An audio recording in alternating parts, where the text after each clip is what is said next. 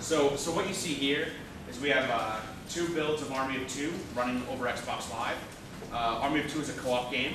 So you're not actually seeing 2 demos, you're going to see us both playing together, but from each player's perspective, as if I was on my couch at home and if John was on his couch at home. So I'll do a little explanation of what Army of 2 is about.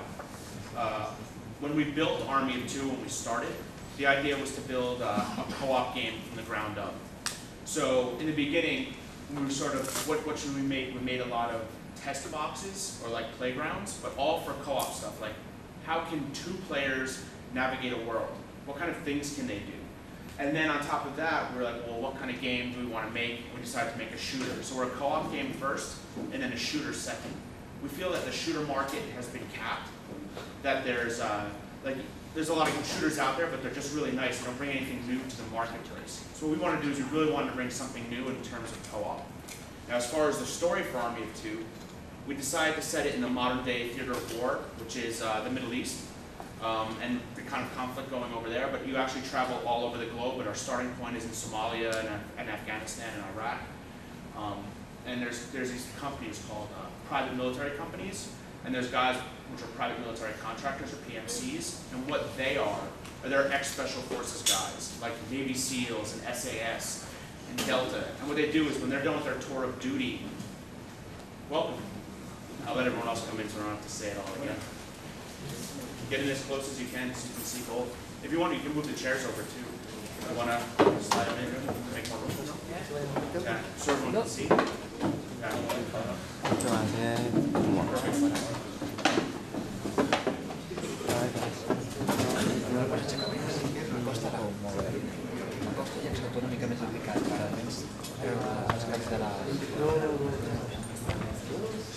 It may be a little hard to see if you guys want to move in the middle, so maybe better, it's up to you. Back here, there's some seats over here in the side.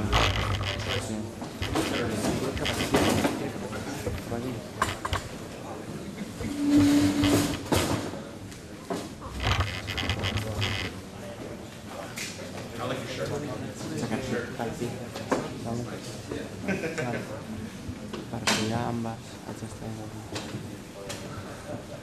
Okay, now that we're all settled, I'll go on with what the story of Army of 2 is. So it's the idea that there's these private military contractors, and what they are, they're ex-Navy SEALs, SAS, Delta Force, especially like special forces guys that are hired by companies like Blackwater or DynCorp, and then funded like by other companies, Halliburton, or even governments like the U.S. government. And what they'll do is they'll pay money to Blackwater, send these agents abroad to do missions, be it guard a pipeline, or protect an embassy, or even overthrow a warlord. And the beauty of it for the people on the ground is they're getting paid, but they're also immune to prosecution because they're considered to be contractors, they're not military, thanks to US law. And this is what's going on right now in the world. So we try to explain what the problems are with a privatized military and what problems that poses for the world and for America in general. So it's a very political story. And what we do is we offset that with our 2 main characters. We have Tyson Rios and Salem Elliott here. And what they are, they're 2 guys that were special forces that just joined a PMC company, which is SSC, which is our sort of fictional company. And that's where our story takes off. What we do is we kind of take them through a career as private military contractors and show what's wrong with the system, but also have this buddy cop appeal, like a movie like Lethal Weapon or Bad Boys, where they kind of have this comedy that also hides this underlying dark structure of the story. So as far as what we wanted to do for the core gameplay, like I said with co-op, is we sort of split it into 2 groups. We have these co-op mechanics or 2-man mechanics. And what these are the 2 characters working together to achieve a goal, but in a new way. For example, like a co-op snipe. If you've ever played a game like Perfect Dark Zero or any game where you have 2 people want to shoot the same thing at the same time, like 2 guards in a tower, you can always tell your friend, oh, you know, aim with me here and there. But what you'll see when we demo is we split the screen into 3. So what you'll have here at the top part will be a view around you to see if enemies are incoming. You'll have your sniper scope view and your friends. So you'll see this when we demo. And what that'll do is it allows us to communicate better in the idea of co-op sniping. So I can see what my partner's shooting and I can see what I'm shooting.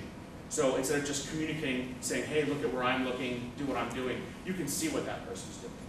Also, if you've ever played a game where they have a step jump, where one guy will lift the other guy up to another level, it's always a linked animation. You hit an A button, the other guy comes to you, you link, and the animation plays. But in our game, we want to make that playable. So what we have is one person will call the step jump, the other person will come over and get on him, but the first player can actually lift up and down and control it with the analog stick. The player who's getting lifted can shoot over the edge and take guys out, or throw a grenade, explode the guys off, and the other guy drops them down so they get blown off the top and he can climb up. So it makes these little co-op moments more playable. And you'll see that here in the demo as well.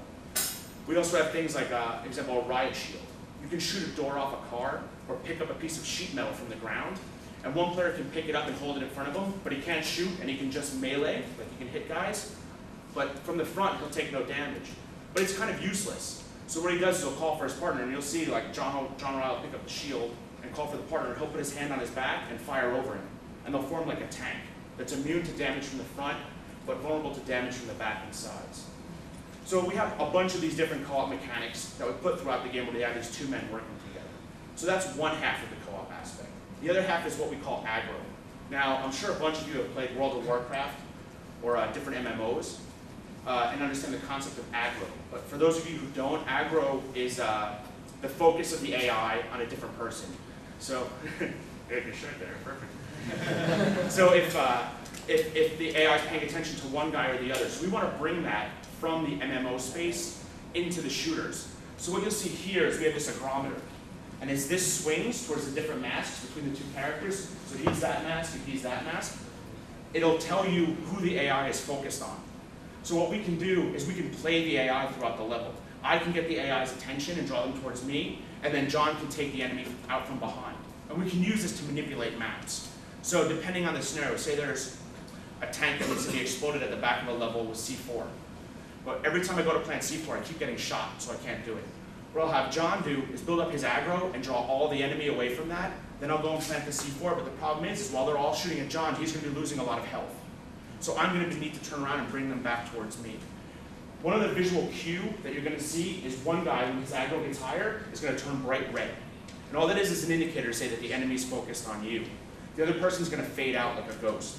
So that's just another indicator to show you whether the AI is paying attention to you or not. What this allows us to do is this allows you to play the AI. So every time you play a map with a different person and have a different play style, it's always going to change your experience. You'll never have the same experience twice depending on how you want to play it. And you also have to communicate, because you build aggro by firing your weapon and getting the attention of the enemy. So if me and John are both firing, it's going to stay in the middle. But if I say, use your pistol, or use a different gun, or stay in cover, then I'll be able to build it up more. So we have to constantly talk as we play. And that's something we're trying to establish in the game spaces. It's something that's pure co-op that it takes two players to really play. What else this allows us to do is, if anyone ever here has played Rainbow Six Vegas? Or, Yeah. So I play a lot of terrorist hunting, right?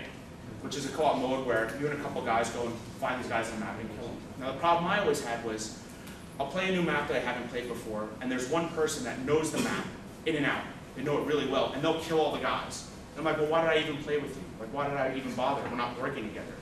Well, in our game, with the aggro, if one player goes and does that, they're going to take all the aggro to themselves and get killed because all the enemy will focus on them. So you really have to work together. You can't go away from your partner and play on your own. You must work together. And you'll see that when we play here. So you want to go for it? Yeah, I just turned one of them down. Okay. Sounds good.